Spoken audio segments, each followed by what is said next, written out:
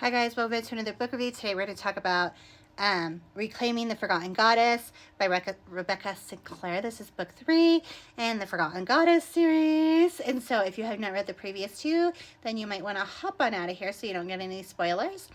And if you haven't or you want to know more about it, then go down. I have reviews down there. You can go find them and check those out, and then you can come back and talk to me once you read those books.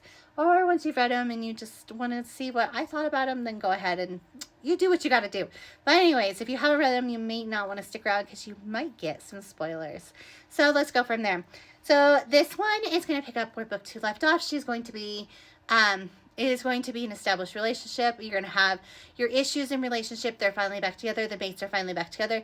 There's going to be complications. They've been together apart. They went through a lot separately, and they've just been through a lot. That's just the way to put it. And so coming in with their own trauma, their own baggage, their own fears, all of that, they're going to have stuff they have to work through. And that's really going to be on this one. And she's not whole. She's not whole. She's missing a piece of herself. And everybody, she's got to find it. So that's one of her things. She's got to find it.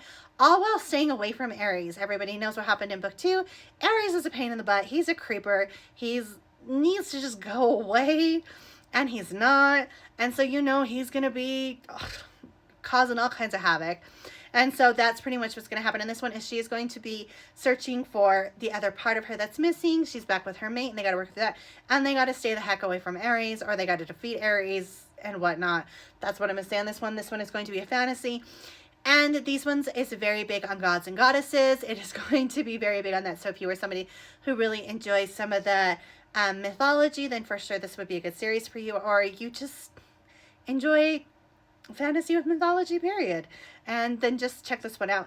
My big thing on this one is going to be, like I said, they should not be read as a standalone. You've got to read them in order.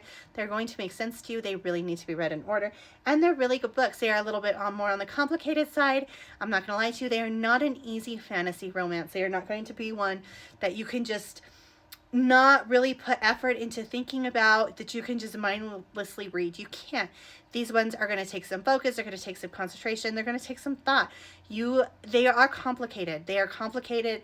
And the author, she must have spent a lot of time putting some of the stuff together, because it is complicated and there's a lot that happens. And she always ties everything together in a nice, neat little bow in the end. But till you get to that nice little neat bow, it's complicated. So I'm just going to tell you right now, complicated, crazy world building. That's how I feel about it. I like them. I enjoy them.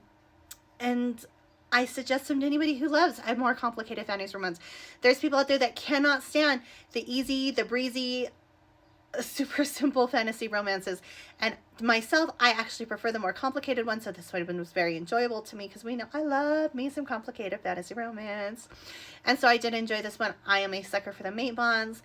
And, it really focused heavily on the relationship. And we know I am a big sucker for when it focuses really heavy on the relationship, but yet it still does not lose sight of the plot. And this one definitely did not lose sight of the plot. So if you are interested in something like this, or you have read the other 2 books and you're not sure if you want to read this one, definitely read this one. It is worth reading. So I love this one, and I think you might too.